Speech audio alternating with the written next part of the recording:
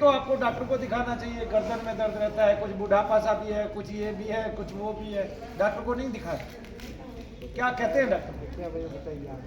गठिया भाई बताइए। वो अभी हो रहा है 4-6 महीने से वहाँ हो रहा है। ये कोई मरा गिरा दिखाई दे रहा है? कोई पितर आपको दिखाई दिया जो आपके कुल का हो, वंश का हो? ठीक है, हो सकता है किसी की गति ना हुई हो, वो आपके शरीर में ठहरा हुआ हो, आपको कुछ होता है। क्या होता है? सर्वाइकल की। कब से? आप क्या लगती हैं इनकी? बेटी हैं। तो आप सबसे बड़ी बेटी हैं? अच्छा, तो आपकी मम्मी नहीं आई है? ओफो। ओफो ना क्या होता है? मरता तो कोई है ही नहीं, भगवान ही कहते हैं कोई मरता नहीं है। तो फिर वो काहे मर गई? वो तो मरती नहीं आत्मा तो फिर वो भी मरी नहीं है। ठीक है, सपने में दिखाई देती है। और मैं बताता हूँ कि वही शरीर में है। अपनों को प्यार करते हैं ऐसे अपनों के अंदर घुस के, और पता चलता नहीं है कि अपनों को हमारे दर्द हैं, कष्ट हैं। क्या नाम है आपका?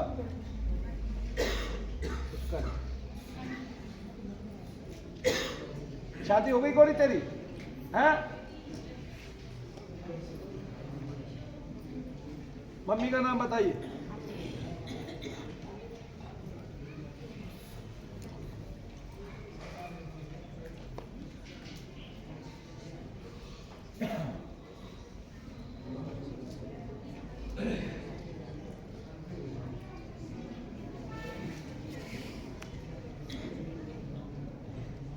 आंखें बंद कर लो, शरीर ढीला छोड़ दो। शरीर में से देखो दर्द किधर जा रहा है, कहाँ से निकल रहा है शरीर के अंदर से।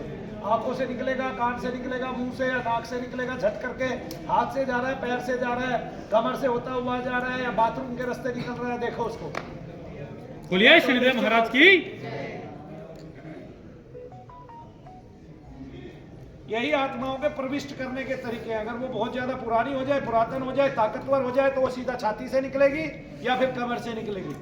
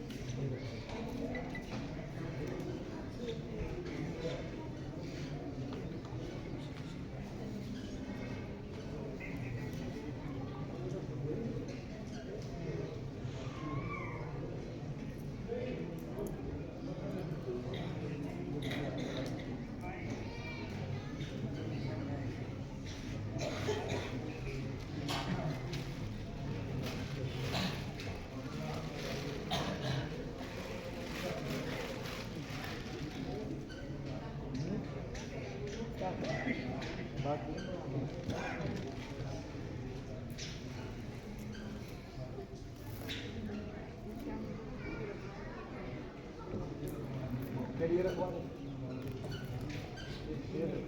बेटा भोग के लिए रखवाया शाम को।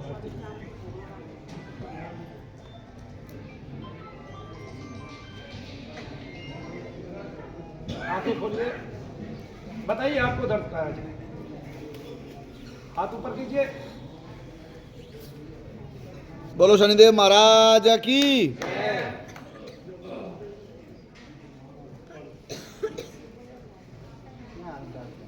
हल्का हल्का है, और ये अंगूठों में जहाँ गठिया बाई थी यहाँ भी हल्का हल्का। हल्का हुआ क्यों? अभी भारी था थोड़ी देर पहले, तो अब हल्का क्यों हुआ? हल्का होने के पीछे का कारण मुझे बताइए जरा। मैंने दवाई दी, इंजेक्शन लगाया, किसी तत्व को बाहर निकलते देखा बॉडी से, महसूस किया झंझन झंझन? ऐसा नहीं किया। आपने किया? पैर में झंझनाहट बंद हुई है, इसका मतलब वो पैर से आता जाता है जो तत्व है, और वहां पे दर्द है अभी। कितना? पहले कितना ज्यादा था और अब कितना कम हुआ? क्या मैं उसको 5-7% मानूं या आधा मानूं? आधा मानूं। चलिए आप पीछे हो जाइए, आप यहाँ आइए, मेरी आंखों में देखना है आपने, ऐसे देखते रहिए।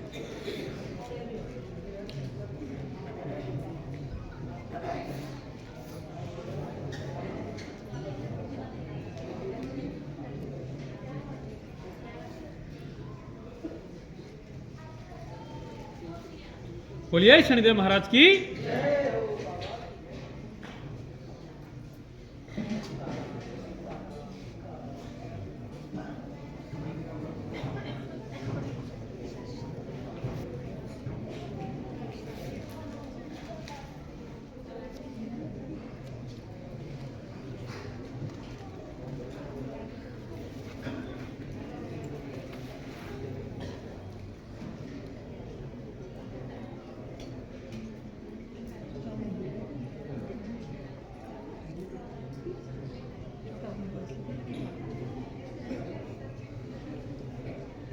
अब देखो क्या हो रहा है।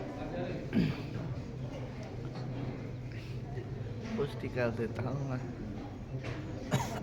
ये सारे दर्द गए का, अब फिर आपने निकलते हुए देखा इसको, महसूस किया कहां से निकला? अब की बार नहीं हुआ, आंख से ही निकल गया। वो 10 द्वार में कहीं से भी घुस सकता है और वो 10 द्वार में कहीं से भी निकल सकता है। एक टाइम में उसकी निकलते, अंदर आते, बाहर जाते हुए ऐसी क्षमता बन जाती है कि वो शरीर के किसी भी हिस्से से बाहर हो सकता है तुरंत के तुरंत। कमर से, पैर से, छाती से, हाथों से, अंगुलियों से और पैरों से, ठीक है, मूत्र मार्ग से, टॉयलेट के मार्ग से और नाक के रास्ते, मुंह के रास्ते, आंख के रास्ते, कान के रास्ते और ब्रह्म द्वार से।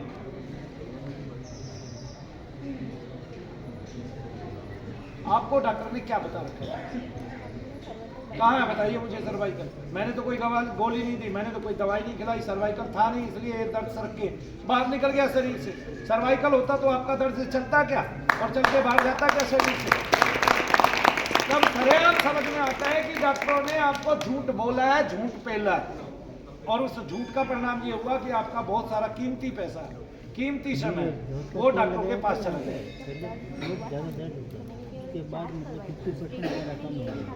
ट्रीटमेंट लिया नहीं, दर्द हुआ था, केवल जांच कराई और वो ट्रीटमेंट लिया ही नहीं।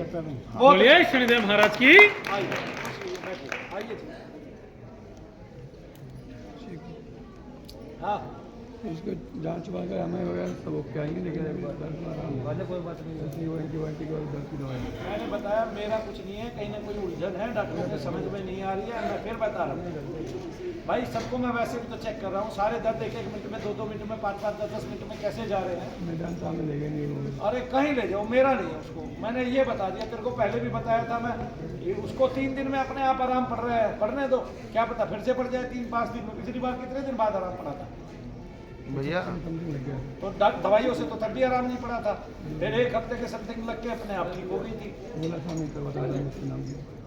देखो गोला सामग्री ये तो हवन की प्रक्रिया है, हवन से तो किसी को कोई लाभ मिल जाए, मैं तो ये कहता नहीं, लेकिन मैंने चेक किया बच्ची को अच्छी तरह, उसको मेरा कुछ नहीं है भाई।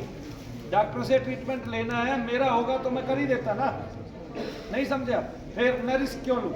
एक बात बताऊँ ना, रिस्क लेने का कोई काम नहीं है। मैं किसी बच्चे को घेर तो सकता नहीं ना, मेरा काम है बच्चों का जीवन बचाना, ना कि उनको अपने से लगाना, ठीक है? मुझे लोभ नहीं है ना कोई, मैं लोभी नहीं हूँ भाई, नहीं समझे? मैंने तेरे को आज तक नहीं कहा कि तू जाके गोला करवा ही करवा, नहीं कहा होगा पूरे जीवन में। क्यों? क्योंकि मेरा काम लोभ से नहीं है। मेरा काम क्या है कि मेरा काम ये है कि आपको सच्चाई का मार्ग दिखाना। आपको मेरा है तो मैं निकालूंगा, आपको जब मेरा ना हो तब मैं कैसे निकाल दूंगा? नाम बोलो जी। भैया कैमरा की छाती पे से हट जाओ। सुरेश जी, क्या होता है शरीर में? दोनों में रहता है। एक में तो क्या कोई कभी कोई मित्र ऐसा हमारा गिरा दिखाई दिया है? कोई मित्र, दोस्त, यारा प्यारा? पिताजी दिख जाते हैं कई बार। अच्छा ये बताओ मुझे, क्या कहते हैं कि डॉक्टरों ने आपको क्या बताया? गए ही नहीं। क्या नाम है आपका?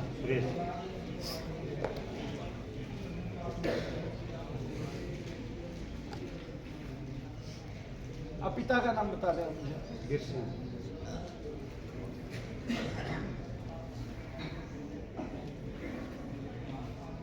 दोनों दोनों हाथ नीचे कर ले और देखिए क्या ये तत्व बाहर निकलता है।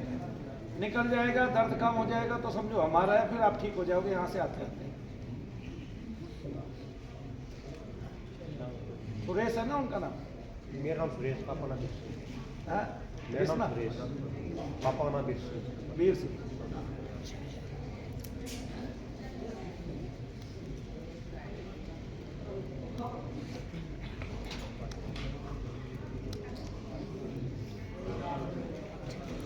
महसूस करो, अंतरंग महसूस करना, अंतरंग बिल्कुल आंखें बंद करके कि शरीर में क्या हो रहा है, चीटियाँ कहाँ चल रही है, झंझनाहट कहाँ हो गई है, वाइब्रेशन जैसा कहाँ हो रहा है, या जलन सी होती हुई कहाँ से गई निकली।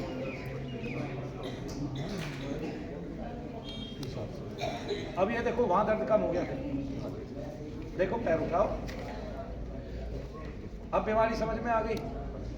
क्या समझ में? मित्र दोष है, इसके अलावा कुछ नहीं। एक हमारे चाहे वो पिता हो और चाहे वो कोई आदर्श हो, वो ऊपर चले जाएंगे ये हम सोच नहीं सकते, क्योंकि अगर सब ऊपर जाते तो फिर राजा सकर के 60,000 पुत्र नीचे नहीं रहते और फिर भागीरथ को उत्पन्न नहीं होना पड़ता। फिर सबने राजा सगर को अपने पितरों के और संसार के पितरों के लिए गंगा जी को लाने की जरूरत नहीं। पितृ जल मांगता है और सबसे दुनिया में ज्यादा स्वच्छ जल गंगा जल है, पता है आपको इस बात का? वो मलिन जल पी सकता है, लेकिन हम अगर उसको गंगा जल लाके देंगे, पिलाएंगे, तब वो प्रसन्न होगा, उसकी आत्मा का उद्धार होगा। लेकिन हम वो काम करते नहीं, हम पंडितों के भरोसे रह जाते हैं। पंडित पितरों के निमित्त बहुत सारे पाठ कराता है, वो खुद झूठा था, है और रहेगा शायद। क्यों? क्योंकि उसको पैसे का लोभ पड़ गया, इसलिए हमारे पूर्वज जो है ऊपर नहीं जा पा रहे हैं। नहीं समझे? अगर कोई नीचे रह भी जाता है तो वो ऊपर नहीं जा पा रहा है। क्यों? क्योंकि उसका मंत्र सिद्ध नहीं है और वो झूठे मुंह जो है ना वाक करता है और एक ठहराव कर लेता है पैसों का। तो जहां पैसों का ठहराव हो जाए वहां मंत्र शक्ति कोई काम नहीं करती, आपको ना पता हो। नहीं समझे? जैसे आप खड़े हुए, मैं ठहराव कर लेता, भाई आपका दर्द मैं निकाल दूंगा, आपको ठीक कर दूंगा, आपके 80,000 रुपये लगेंगे, ये ठहराव होता है, ठहराव होता है। और मैं कह रहा हूँ नहीं भाई, आपको हवन कराने, हवन से आप ठीक होंगे, आ गए ना? आप ऐसे ठीक नहीं होंगे कि मैं आपसे पैसे ले लूँ और आप ठीक हो जाएंगे, यज्ञ से ठीक होंगे। तो ये ठहराव होता है, ठीक है ना? पहले भी हम क्या करते थे कि आपके निमित्त जो इकट्ठा करते थे उन सबके भंडारे करते थे। आपको पता है मैं पिछले धाम में 8 भंडारे करता था महीने में निमित्त, और उनमें से प्रत्येक भंडारा 1.5 लाख का हुआ करता था, और वो जो इकट्ठा होता था उसके सबके भंडारे चलते रहते थे। पता है आपको इस बात का? यहाँ तो हम यज्ञ कराते हैं क्योंकि हमारे वहाँ यज्ञ कराने की भूमि कम थी, आगे ना? अभी और देखो कि कितना और निकलता है शरीर में से, बॉडी में कुछ होता है क्या? आंखें बंद कर लो, महसूस करो अपने आप को। तालियां बजा दो भाई।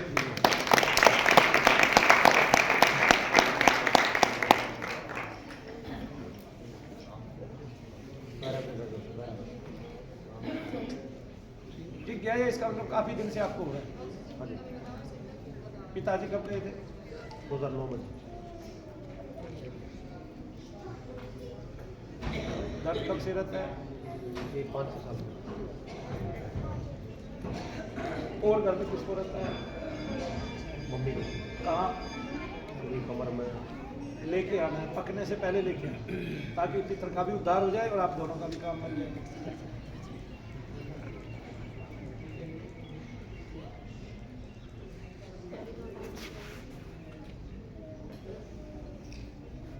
चार्जर तो नहीं देना?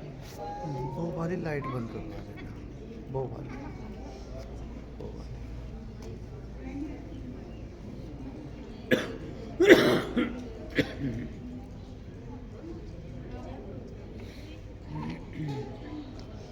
चलिए,